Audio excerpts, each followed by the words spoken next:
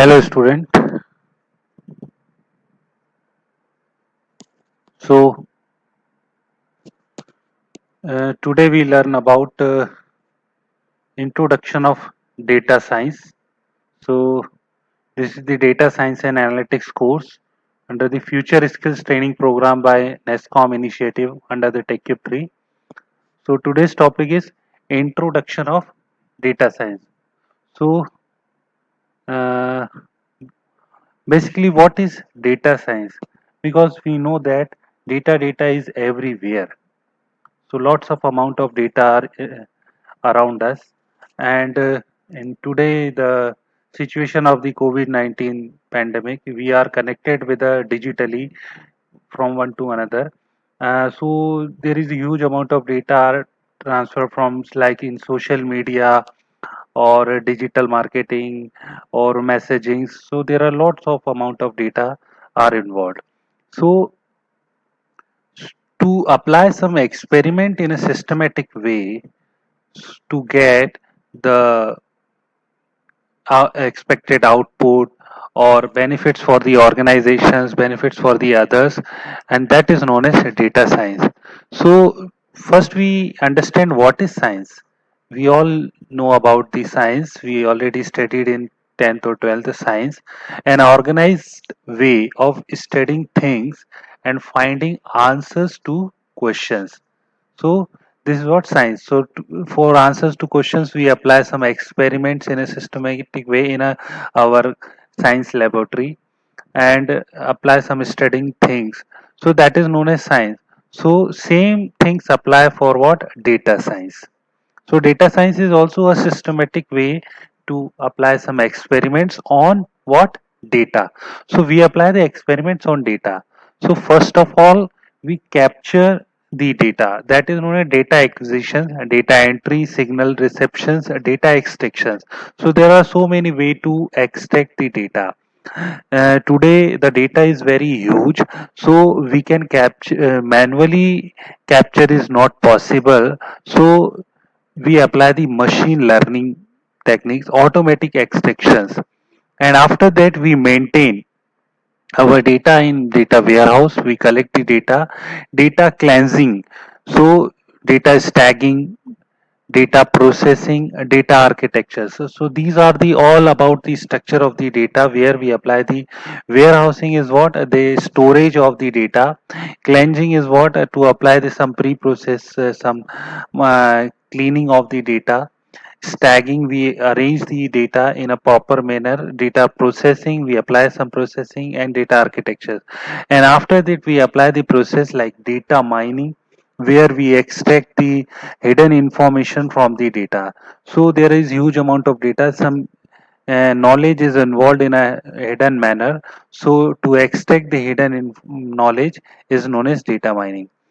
So the other techniques is clustering, classification, data modeling, data summarization. These are all the process.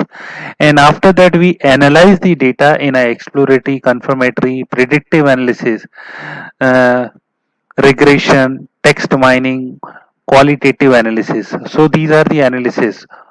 And then if we got some knowledge, some predictive knowledge, then we communicate data reporting, data visualizations, because there is a huge amount of data. So to represent in a graphical manner, that is known as data visualization. Today we know that the huge number of persons involved in a COVID-19. So in our newspaper, the front line is what? The information about the COVID-19 cases, and the representation is very visualized manner, so that we can read in a 5 to 10 minutes and we understand what are the number of new cases, recovery cases. So data is very large, but they represent in a visualized manner. Now what is data science? So data science is what? Data science is a deep study of massive amount of data. There is a huge amount of data which involves extracting meaningful insights, Meaningful insights means knowledgeable insights means what? Hidden information from data that is processed using the scientific method, different technology and algorithm. So we we will uh, we will teach about the we will understand about the different types of algorithms. Now this is a picture diagram which is related to the science and data science. So same case in science we apply some contents and mixtures and experiments. So this is what, so same case here, data is collected in a this jar, and then we apply the data analysis and processing, then we got the output generating insights from the data. Now the data science is what? Asking the correct questions and analyzing the raw data. Raw data is what? It is the original data. So we capture the raw type of data. Then modeling the data using complex and efficient math algorithm. So based on these data, we develop some model uh, by some algorithms, and then visualizing the data to get better perspective. So there are three types of analysis we will study about this: descriptive and predictive and perspective. Descriptive means just describe what happened. Predictive means why this happened, and perspective means what should we do to get this type of happen. Understanding the data to make better decision and finding final results. Now, past data. So, machine collect the past data, analyze, learns, and then make the decision or prediction. So, what is data science? So, maths and statistics knowledge. If you have some maths and statistics knowledge, so machine learning is also involved the maths and statistics knowledge, data science, traditional search. But if we use hacking skills and substantive expertise, then this Venn diagrams, the common thing is what? Data science. So data science need all the things. Now skills required for data scientist. So do you if you have some knowledge of machine learning, understand multiple analytical functions, strong knowledge of Python, SAS, R, Scala, ability to work with unstructured data, because data जो है वो structured भी manner and unstructured manner, video, social media, all are the unstructured data. So hands-on experience in SQL database coding. Now what is a data analyst? Data analyst is usually the person who can do basic descriptive statistics, visualizing data and communicate data points for conclusion. कि suppose you have the data, आप उसको descriptive वे में मतलब उससे data से आप कुछ information निकाले स्टेटिस्टिक्स, then उसको visualize और communicate data point. They must have a basic understanding of statistics, a perfect sense of database, the ability to create new views and the perception to visualize the data. Data analytics can be referred to as the necessary level of data science. So here data analytics and data analyst. Data analysis and data analytics is different. Analyst for the past type of data information, analytics is for relate with the future aspect. So what are the skills required to become a data analyst? And data wrangling, data को हमें arrange करना, like data warehouse, and then understand pig or hive. These are the big data analytics terms. So these are the skills required to become a data analyst.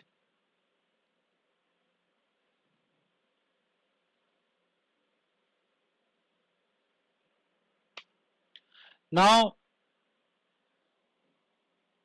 the data science versus data analytics. So data science is what? It is an umbrella. मतलब सारी चीजें data science के अंदर ही है. So data science is what? It is an umbrella terms that encompasses what? Data analytics, data mining, machine learning, several other related disciplines. While a data scientist is expected to forecast the future based on past patterns, data analysts extract meaningful insights from various data sources. So these are the data scientist working. A data scientist create question. तो data scientist का काम है कि question बनाना कि क्या हमें extract करना है, और data analyst finds answers to existing set of question. तो वो डेटा एनालिस्ट जो है वहां से निकाल के बताएगा कि ये मैक्सिमम, मिनिमम, एवरेज, ये these are the task of data analyst. Now we introduce the machine learning. So today is just a introduction part of what about the data science, what are the terms involved in data science. So now we move to the machine learning. So machine learning required expertise in computer fundamentals, in-depth knowledge of programming skills, knowledge of probability and statistics, data modeling and evaluation skills. So these are the skills required for what? Machine learning. So data science is what? It is a multidisciplinary. मतलब ये सारी चीजें हमें data science के अंदर पढ़नी है कि जो भी machine learning, data mining, presentation, suppose we have the business domain knowledge, then domain knowledge to the communication, presentations, problem solving, business analyze, business strategy, pattern recognition, machine learning, AI. AI is also involved in this data science, visualization, database, and data processing. So these are all terms involved in machine learning. So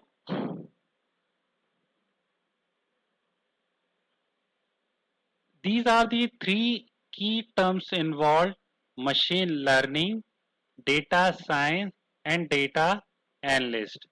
So what is machine learning? So what is machine learning? Machine learning is defined as the practice of using algorithms to use data, learn from it, and then forecast future trends for that topic. We will discuss by example, practical example, ki how machine learning works. So machine learning expertise, what? Expertise in computer fundamental. If you have the computer knowledge, data modeling and evaluation skill, कि data को model करना आना चाहिए, evaluate करना आना चाहिए. Knowledge of probability, क्योंकि सारा जो प्रेडिक्शन है वो सब प्रोबेबिलिटी पर बेस्ड है, तो प्रोबेबिलिटी और स्टैटिस्टिक्स का हमें थोड़ा बहुत नॉलेज होना चाहिए. And in depth knowledge of programming skills, और एक प्रोग्रामिंग आनी चाहिए. तो ये चारों चीज के बेसिस पे हम मशीन लर्निंग प्रोग्रामर बन सकते. Then data science. So data science is about, it is a concept use to tackle big data and includes data cleansing, preparation, analysis. तो ये सारा काम डेटा साइंटिस्ट का है और वो इनको फिर डिवाइड कर देता है. तो data scientist what? Knowledge of machine learning, क्योंकि उसे मशीन लर्निंग पे भी काम करना है. Understand multiple analytical functions, hands on experience in SQL database. So these are the skills required for what? Data scientist. अब हम बात करते हैं डेटा एनालिस्ट की. So a data analyst is usually a person who can do basic descriptive.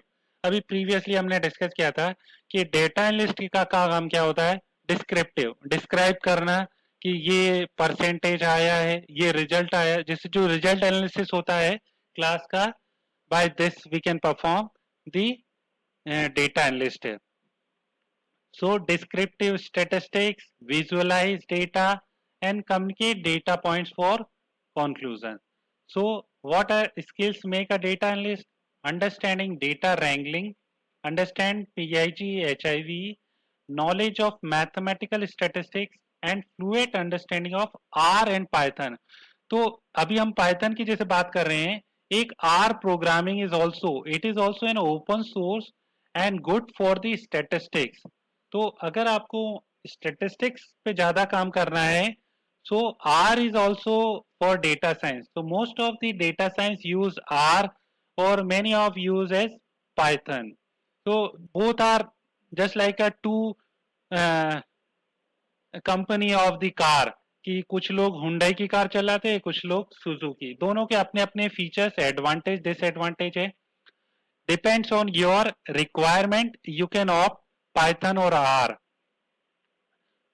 अब तो अब यहां पर मैं एक छोटा सा एग्जांपल दे रहा हूं to understand what is machine learning so suppose we have the human we are the human and there is a computer so how we can learn हम कैसे सीखते हैं so suppose we went to particular place on a particular day and observe that the path we followed is very long path.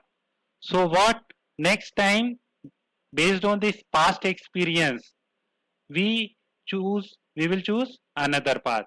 जैसे एक रास्ते पे गए हमने देखा कि वहां पर तो बहुत ज्यादा ट्रैफिक होता है तो हम क्या करेंगे उस एक्सपीरियंस से ये पता चलेगा कि इस टाइम पे यहाँ नहीं जाना चाहिए तो human can learn by what past experience और how computer so computer is what computer is just a robot which follow the instruction आप उसको जो इंस्ट्रक्शन देंगे वो फॉलो करेगा तो क्वेश्चन ये है कि can we get computer learn from experience क्या हम ऐसा कंप्यूटर या रोबोट बना सकते हैं जो एक्सपीरियंस से सीखे so yes we can make it and it is also learn from past data तो जिस तरह ह्यूमन पास्ट एक्सपीरियंस से लर्न करेगा ये किससे करेगा पास्ट डेटा से तो that is known as machine learning तो मशीन लर्निंग में जो हम प्रोग्रामिंग करते हैं तो यहाँ दो प्रोग्रामिंग को देखिए ध्यान से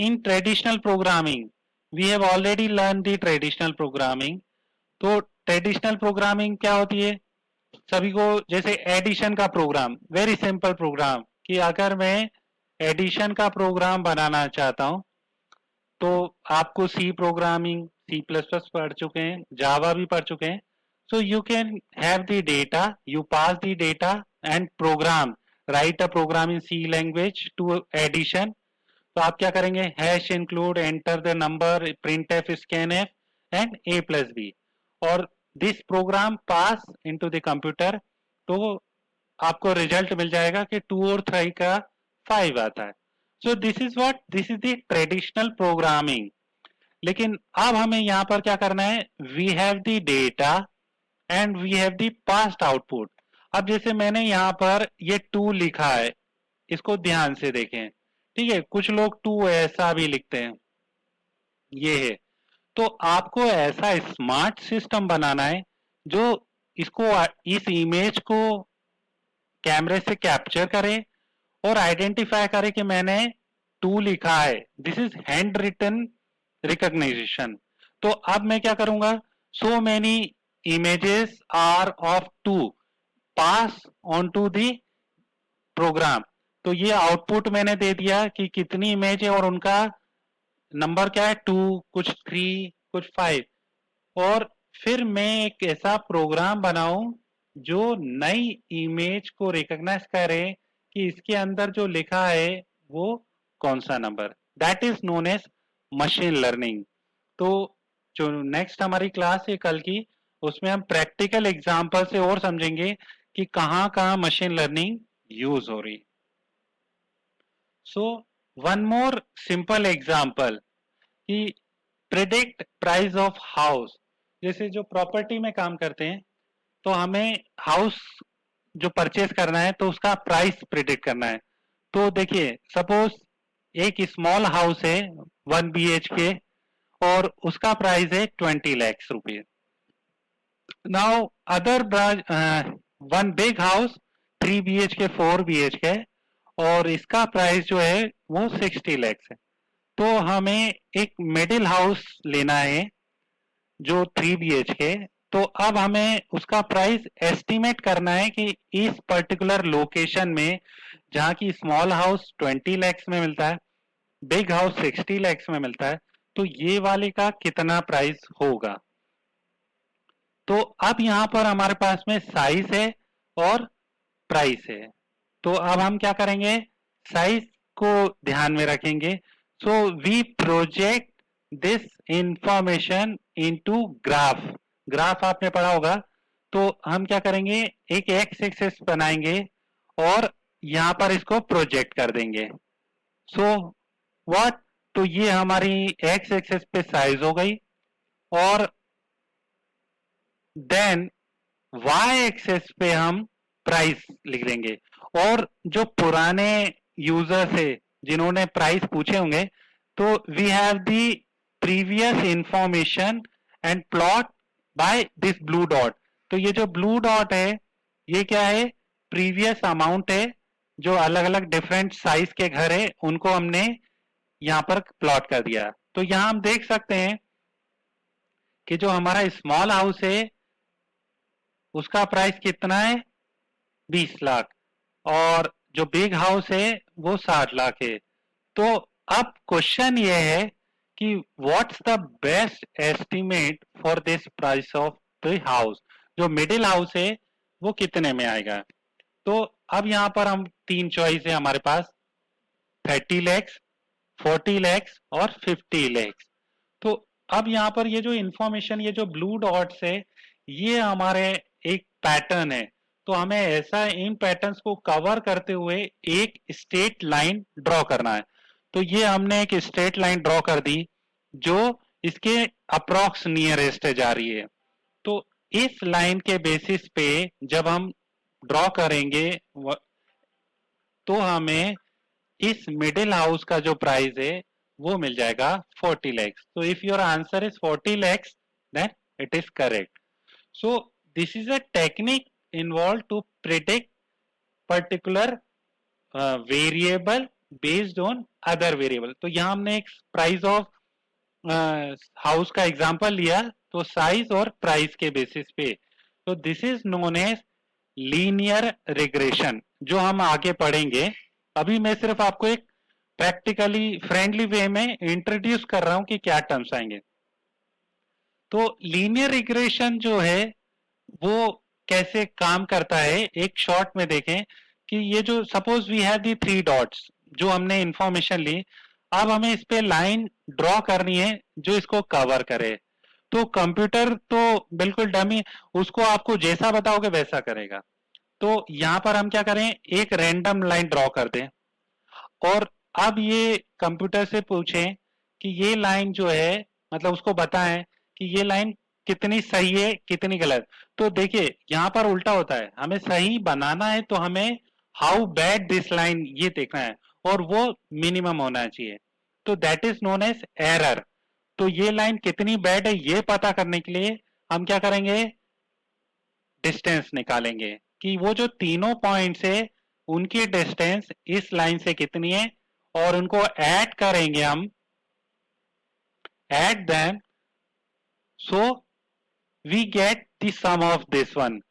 अब यहां से ये तो एक assumption था कि हमने ये बना लिया।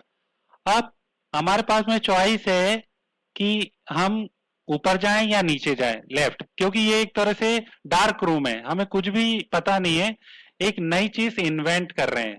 ठीक है, तो यहाँ हमने उसको बॉटम पे भेज दिया कि अगली लाइन जो है बॉटम पे। Now check how bad this line.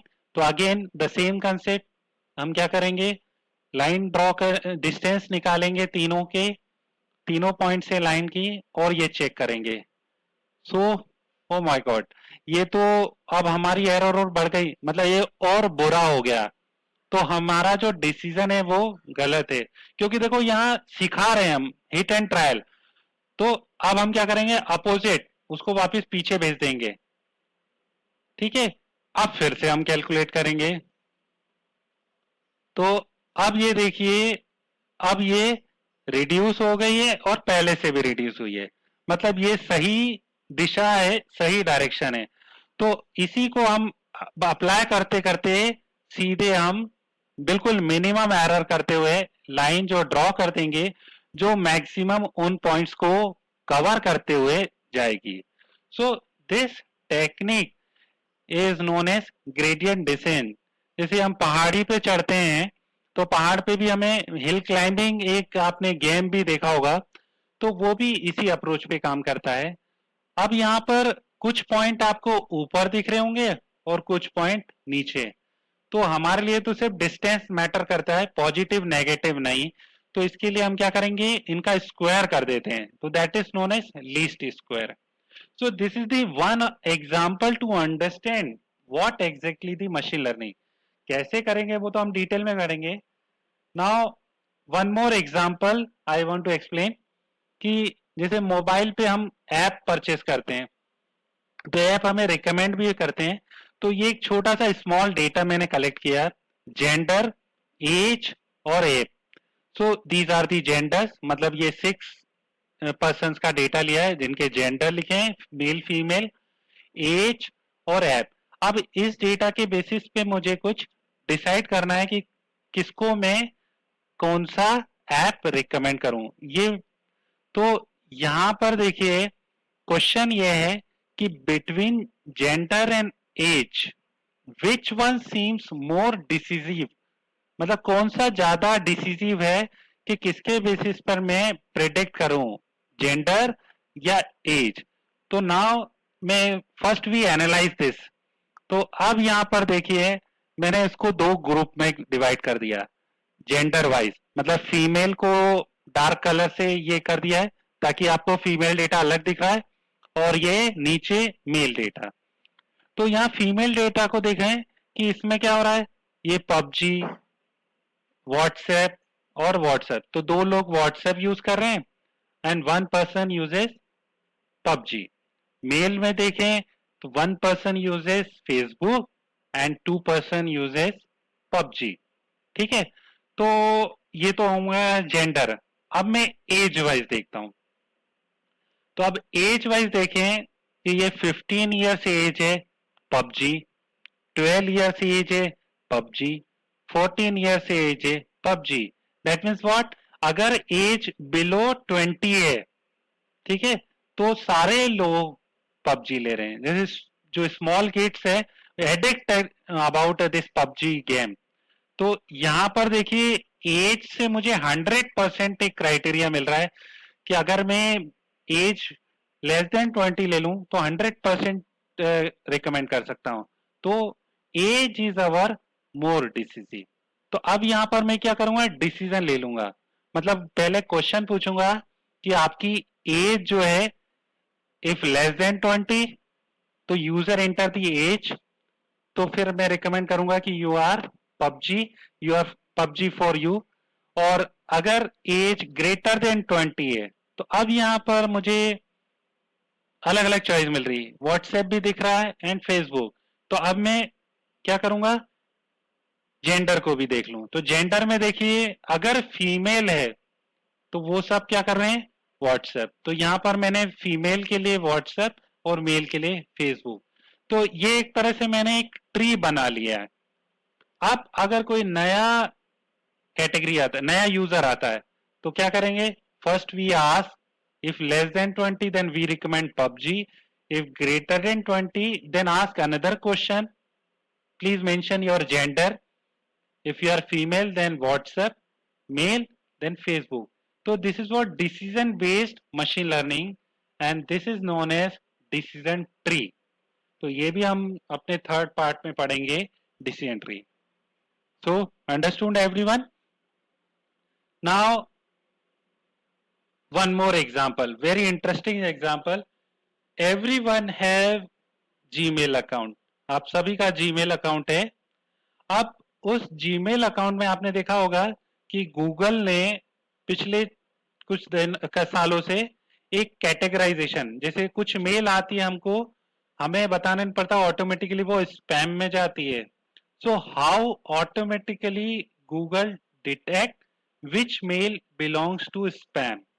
तो हमने भी क्या करा, 100 मेल का डेटा कलेक्ट कर दिया, दीज आर दी 100 मेल्स, और फिर इसमें से देखा कि कौन सी मेल हमारी स्पैम में थी और कौन सी नॉन स्पैम में।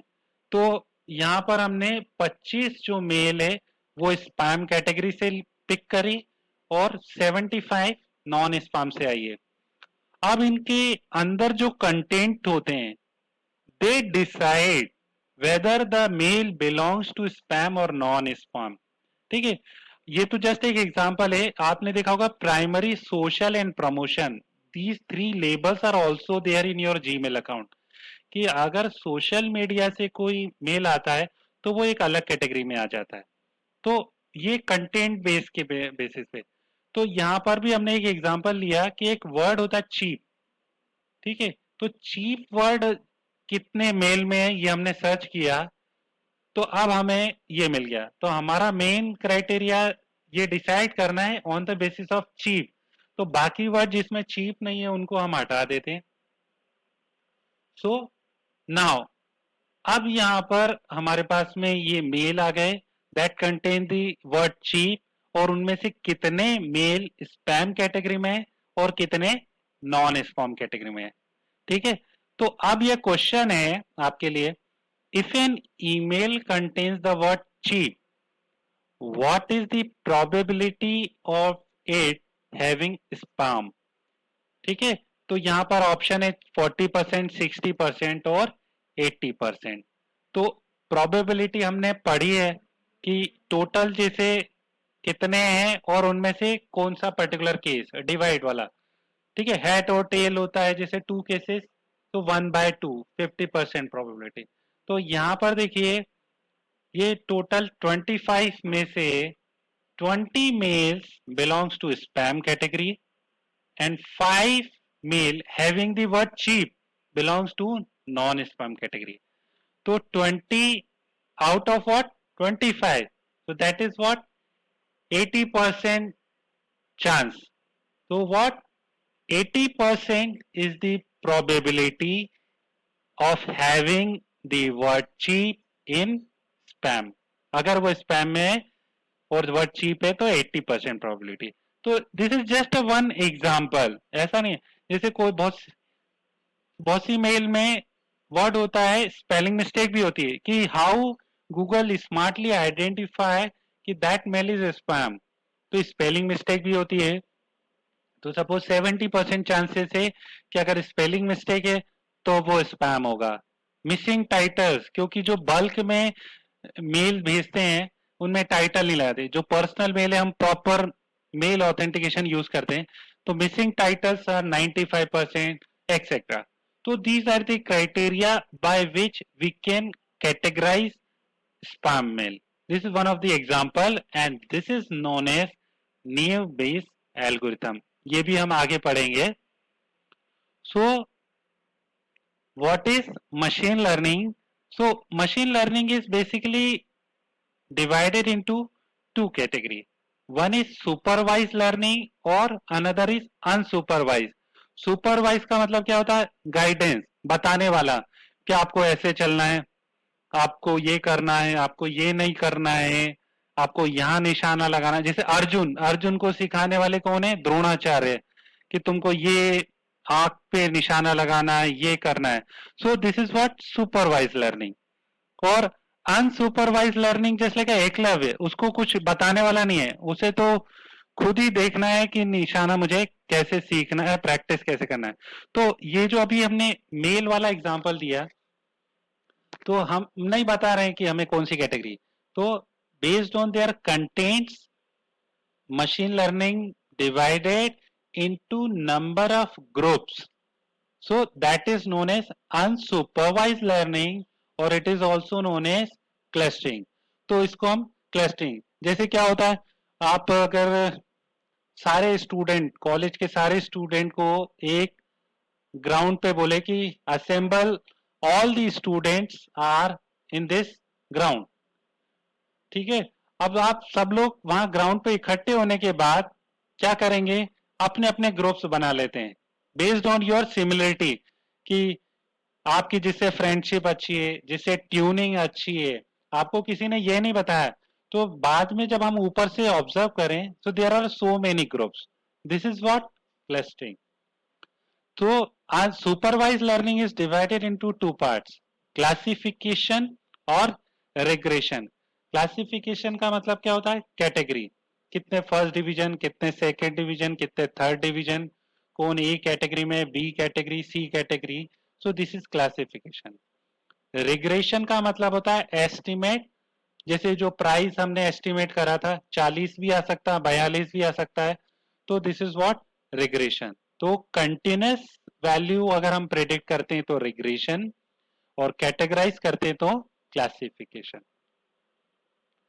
So now these very important terms, artificial intelligence versus machine learning versus deep learning. ठीक है.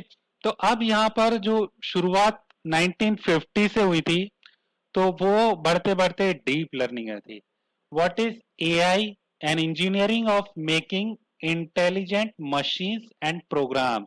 सो ability to learn like a human. तो this is known as what? AI, artificial intelligence, जिसके basis पे robot और machines बन रही है. Now next is machine learning. So ability to learn without being explicitly programmed. हर चीज के लिए हमें प्रोग्राम बनाने की जरूरत नहीं, वो खुद ही डेटा कलेक्ट करें, उसे सीखे और डिसीजन ले. That is machine learning. तो अब मशीन लर्निंग के भी कुछ लिमिटेशन होते हैं, where some parameter required by the user.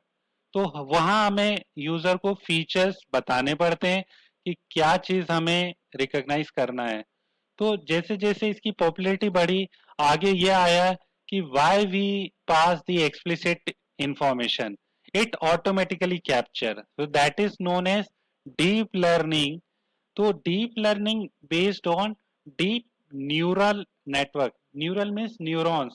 जैसे जो ह्यूमन ब्रेन्स हैं वो किस तरह लर्न करता है. There are so many neurons, they pass parameters and then decide कि हमें हाथ उठाना है, हाथ नीचे करना है, क्या करना है. सो इसी तरह डीप लर्निंग जो है उसी फीचर्स के पे काम करता है. तो दिस इज वेरी पॉपुलर. और अगर हमें डीप लर्निंग में काम करना है, so we need a Python, because Python is very popular in deep learning. So deep learning का एक और एग्जांपल मैं बताता हूं. जैसे क्या होता है कि एक कार को हमें आइडेंटिफाई, जैसे आजकल जो स्मार्ट, अगर आप फॉरेन सिटी में देखें तो रोड पे कैमरे लगे हुए हैं, and they recognise the vehicle passing from it is what, car है या ट्रक है या जीप है. So how they identify the car. तो नॉर्मल मशीन लर्निंग में क्या होता है, एक प्रोग्रामर जो है फीचर बताता है कि कार में 4 पहिए, उसका ये वेट हो सकता है, एक्सपेक्टेड हाइट ये होगी और इस तरह का स्ट्रक्चर होगा.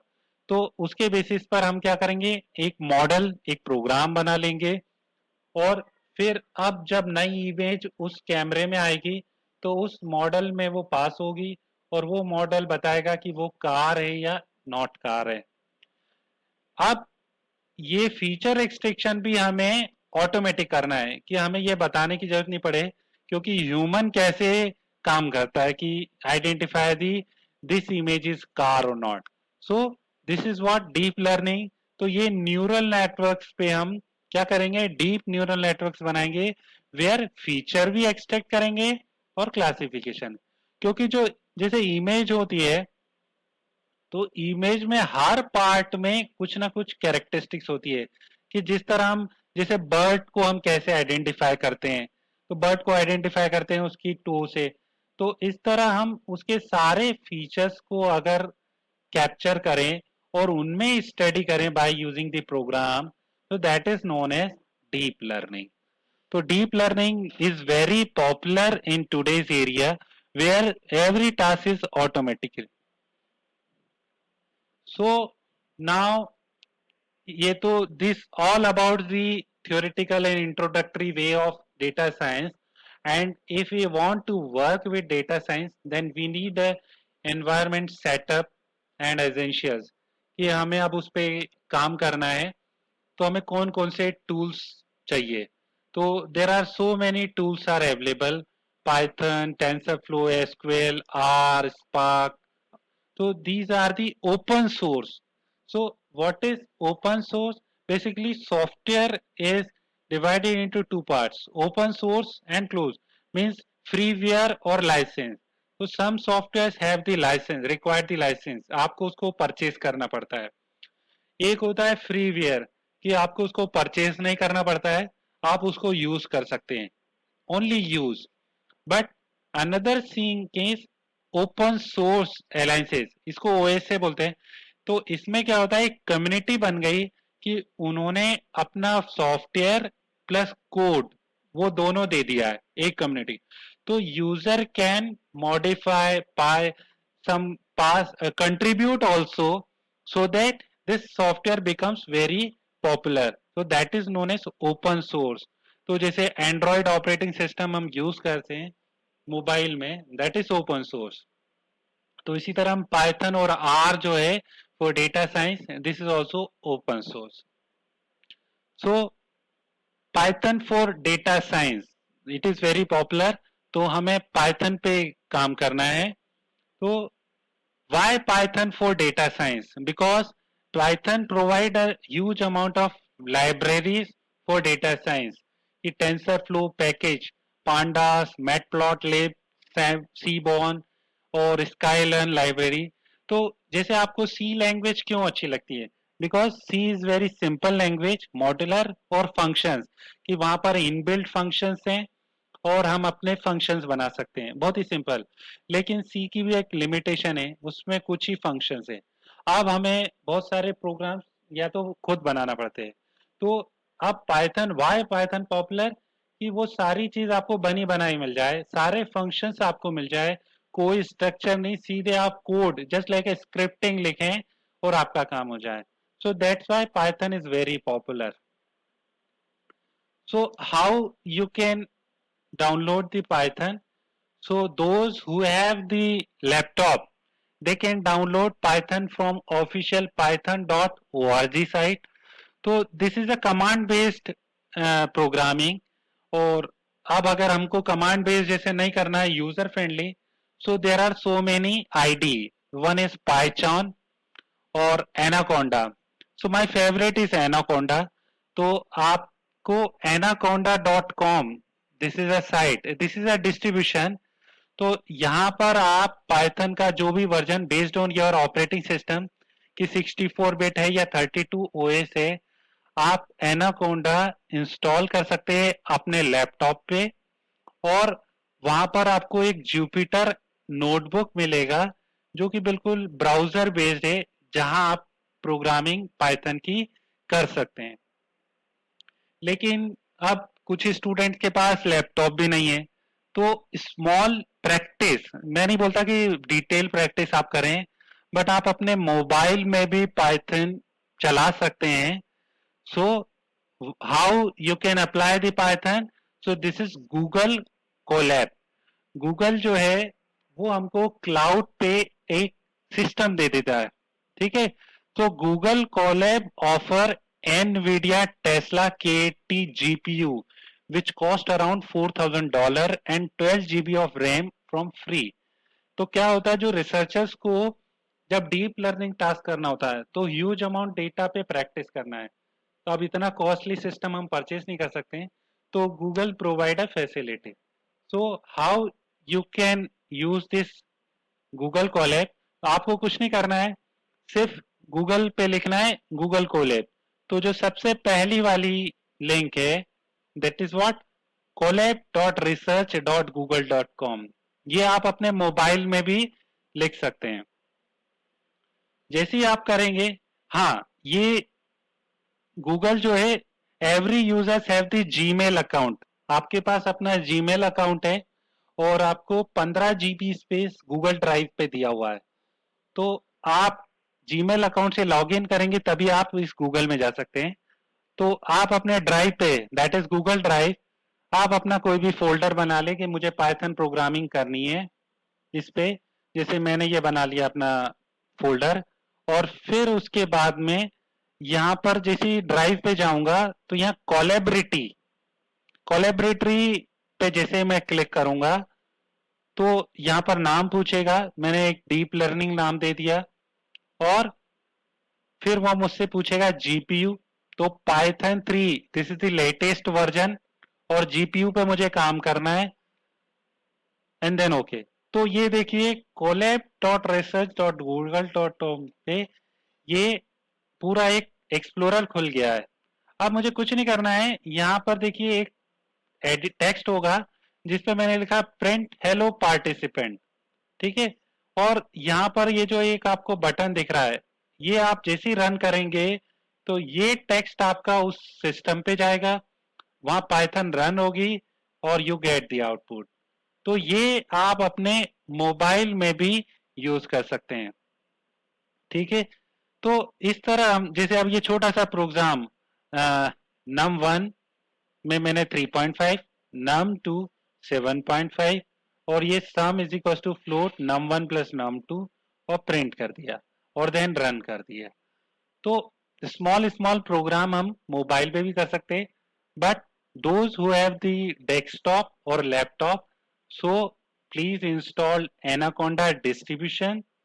उसके अंदर पाइथन अपने आप आ जाएगा 3.7 जो भी लेटेस्ट वर्जन चाहिए, और उसको जैसे ही आप लॉन्च करेंगे तो जुपिटर नोटबुक बाय दिस आप उसको लोकल विदाउट इंटरनेट भी पाइथन के प्रैक्टिस कर सकते हैं।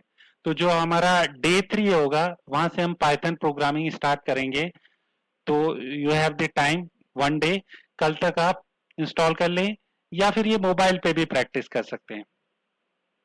सो ये इस तरह हम अपने ड्राइव पे, और ये फाइल आपके ड्राइव पे सेव भी हो जाएगी so that anywhere you can access it. आप करंट डायरेक्टरी देख सकते हैं, इंफॉर्मेशन देख सकते हैं, कौन सा सीपीयू आपको मिला है, गूगल ने दिया है, वो उसका पूरा डिटेल्स आप यहाँ देख सकते हैं। तो ये लाइन एक्स बेस्ड है जिसके थ्रू मेमोरी देख सकते हैं हम। So basically today I am just introducing what is data science, कि आपको डेटा साइंस पे कितना नॉलेज है और कितना आप जानते हैं। और I am just briefly introduce कि what are the data science terms. तो यहां पर मैं आपको एक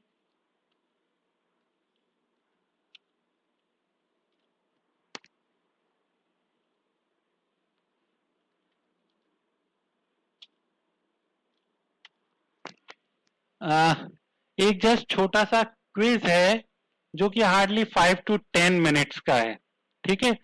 तो you just click, chat box पे मैंने दिया है, और 10 मिनट, 5 से 10 मिनट में आप ये क्विज करें। I just want to know कि आपको डेटा साइंस में कितना नॉलेज है, ठीक है। तो इसके बेसिस पे आप ईमानदारी से, अभी कोई टेस्ट नहीं है, कोई कंपटीशन नहीं है, you just click on this Google link, और एक स्मॉल क्विज है जो बहुत ही स्मॉल, मतलब सिंपल क्वेश्चन है अबाउट डेटा साइंस। तो उसको आप करके देखें, हार्डली 5 to 10 मिनट्स लेगा, ठीक है। तो 5 मिनट का मैं पॉज दे रहा हूं, 5 मिनट में आप उसको सॉल्व करें, क्विकली आपको अपने आंसर भी मिल जाएंगे।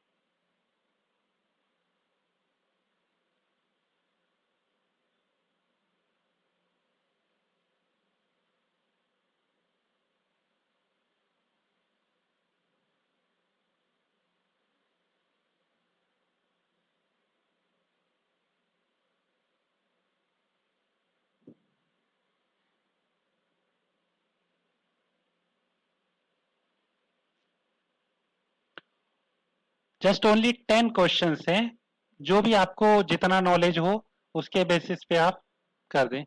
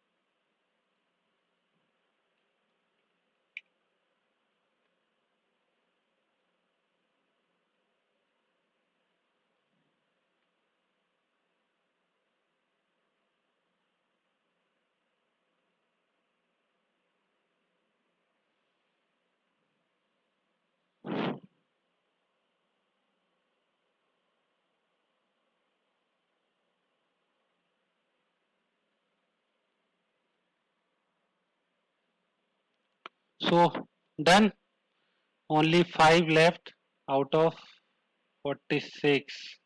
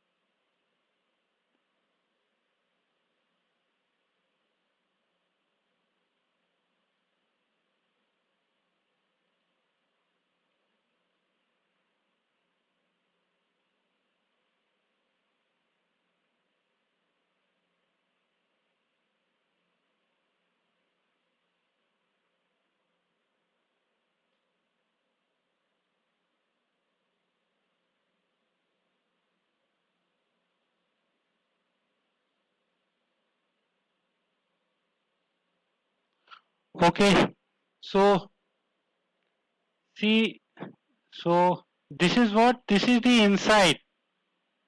Google automatically capture your data. This is also known as machine learning. You just apply the question, answer based on these data, average, median, range, and this is the visualized manner, and this is known as insight. This is also the example of machine learning. So, uh, this is our lesson plan.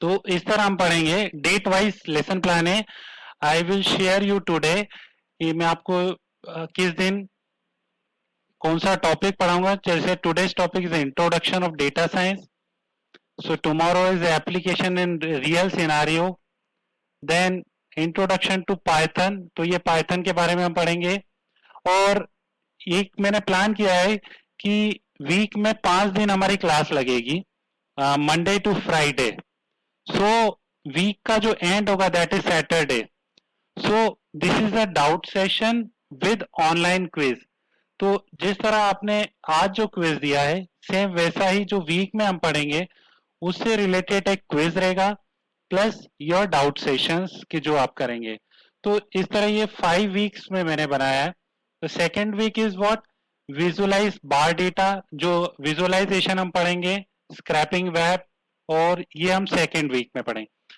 फिर third week में हम थोड़ा mathematical backgrounds पे जाएंगे कि maths के बारे में पढ़ेंगे प्रोबेबिलिटी क्योंकि ये सारी चीजें यहाँ डेटा साइंस में इन्वॉल्व होती है तो वी जस्ट रिकॉल जो आपने 12th में यहाँ पढ़ी है हाइपोथेसिस ऑप्टिमाइजेशन उसको हम करेंगे तो this is our third week और जो फोर्थ वीक हमारा रहेगा that is machine learning part तो मशीन लर्निंग क्या होती है types of machine learning algorithms पढ़ेंगे हम मैट्रिक्स और मशीन लर्निंग की जो प्रैक्टिस है वो हम पाइथन पे करेंगे क्योंकि पाइथन हमें उतनी आ जाएगी फिर नेक्स्ट वीक में हम लीनियर रिग्रेशन मतलब मशीन लर्निंग 2 वीक तक चलेगा fourth week and fifth week और जो लास्ट वीक है वहां पर हम डीप लर्निंग पढ़ेंगे प्लस कुछ case study so as per my planning 25 July is the last day जिसमें हम करेंगे अब इन बिटवीन अगर कोई प्रॉब्लम होती है तो हम एक्सटेंशन ले सकते हैं तो ये डेट वाइज जो प्लान है ये मैं आपको शेयर कर दूंगा इसके बेसिस पर हम स्टडी करेंगे सो और हाँ every day one feedback form is there which is feedback form attendance तो वो मैं आपको शेयर कर दूंगा today's feedback link is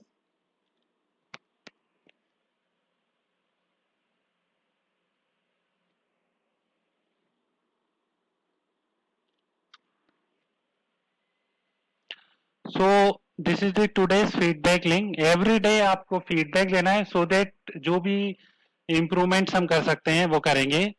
so dear student, so all about the day one class. आज मैंने आपको इंट्रोडक्शन ऑफ डेटा साइंस बताया, थोड़ा पाइथन का इंट्रोडक्शन दिया और प्रैक्टिकली क्या क्या डेटा साइंस में हो रहा है। कल हम कुछ प्रैक्टिकल रियल एग्जांपल्स देखेंगे। तो कल वाला हमारा टॉपिक जो रहेगा वो रियल सिनेरियो से बेस्ड होगा। टुमारो टाइमिंग वैसे तो हमें वही 11:30 दिया है, बट वही tomorrow you have also the internal viva और mid sem exam. Okay, so this time is preferable, ये टाइम सभी को कन्वीनियंट है? Is there any problem in this time 3:30 to 5?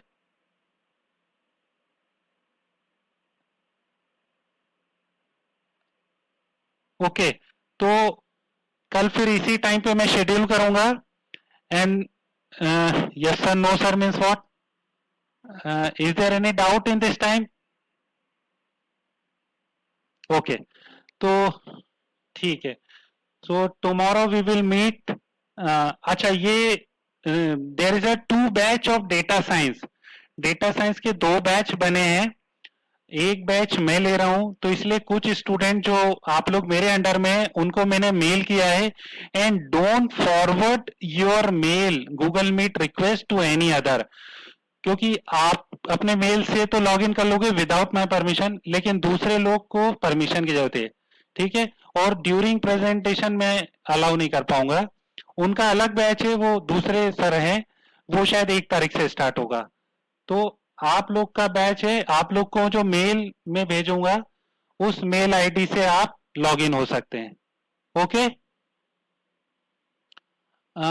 Sir, enrolment number should be a number, which number? I don't understand.